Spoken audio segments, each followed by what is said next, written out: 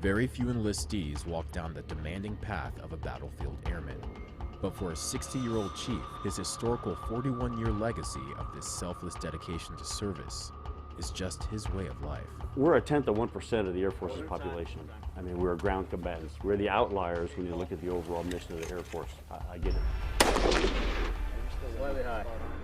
All right, come on out. We have a very specific task, and that is to kill the enemy, destroy his ability to fight, save American lives, and bring them home reunited with their families. So that hasn't wavered since I came in '74. At age 60, Chief Kester is the oldest and longest-serving pararescueman in United States Air Force history. So back then we didn't have the internet or computers, and it was a whole lot better time. And you actually had to talk face to face. You know, worst case, you'd pick up the phone. Back in the day, PJ candidates or students would come from the school over to basic training, and they'd show you a 16mm movie, live footage shot over in Vietnam at the time of different rescue missions. So they play that little movie for you. They show of hands anybody want to try out. Of course, you had no idea what you're getting into. Okay, just stand by, babe. We're coming in to get you. Stand by. They say, come meet us at the pool on Saturday. We'll give you a PT test. Hold your hover. Hold your hover. And I came in with the intention to be a jet engine mechanic for 4 years, and that was it. And I don't know what happened along the way, but here I am.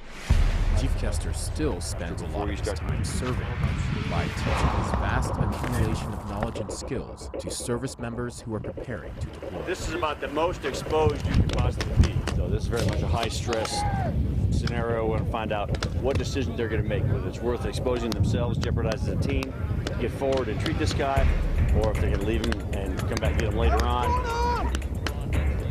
See how they play it. Tighten that thing up as much as you can. Just crank on it. Hey, Kevin, he's moving! So you really got to watch yourself, your backside, and your wingman, as corny as I know that may sound to some. I don't know that you're ready to go. You've got to be on your toes all the time, eyes up, head on a swivel, looking out for yourself and your teammates, and doing the right thing, both home station as well as in the deploy. Along with battlefield tactics, skills, and survival techniques, Kester believes the connection between the loved ones at home and the brothers in the field are all of equal importance. Two different lives that you live.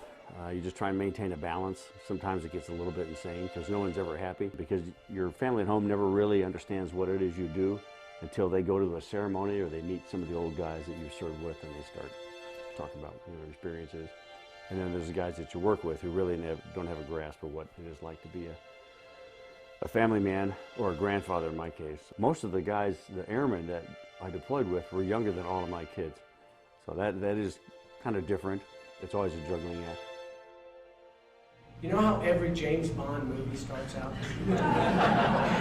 Guy jumps out of an airplane, and he's coming down, he's fighting his way down, airchute lands right on the spot he needs to land on. Somehow he's on skis, he skis down 2 mountain passes, takes out a couple of bad guys, then he ends up in the water, he's scuba diving through the water, comes up with a sniper rifle, takes out a couple of other people. And the next thing you know, he saves the damsel in distress, the world's all great, and 007 is a winner again.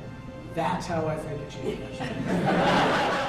General Hawk Carlisle, ACC commander, said he was more than honored to preside over Chief Kester's retirement ceremony. You know, I thought about doing that like Letterman used to do, that top 10 reasons you know it's time to retire from active duty. Except I lost the list. I couldn't remember what was on it. You know, the purpose of this life, rather our lifestyle, our career, is not to arrive at the end, that being retirement, in a well-wrapped, polished, spiffy-looking package, but rather to slide into home plate, bruised, bloody, and broken, dragging parts behind you, screaming out, "Man, what a hell of a ride!" Well, that's where we're at, and it has been one great ride, and I have absolutely no regrets about that whatsoever. We are still here for that very same reason, and Battlefield Airmen do it best. No question about it. From Nellis Air Force Base, Nevada, I'm Airman First Class Mychal Fox.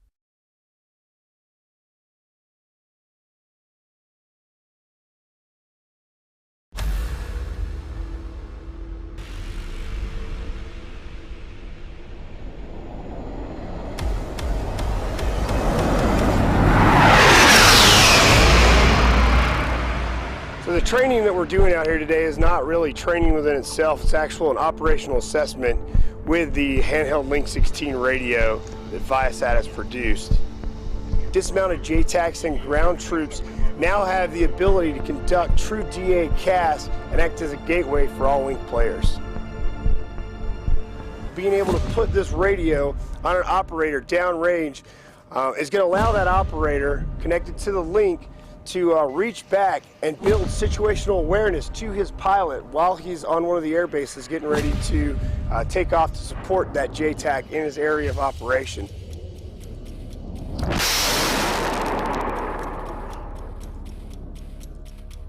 The advantage of having a tactical data link technology enables digitally aided close air support integration. This facilitates timely, successful employment of air power in support of the ground force commander, and will allow us to have full situational awareness of the battlefield and that reach back capability to more air assets. There's actually going to be some data collected out here today. They're going to go back to the developers, work on some shortfalls that we found within the radio itself, do a couple more operational assessments, and then you can expect it to be put out to the operator community around March 2017.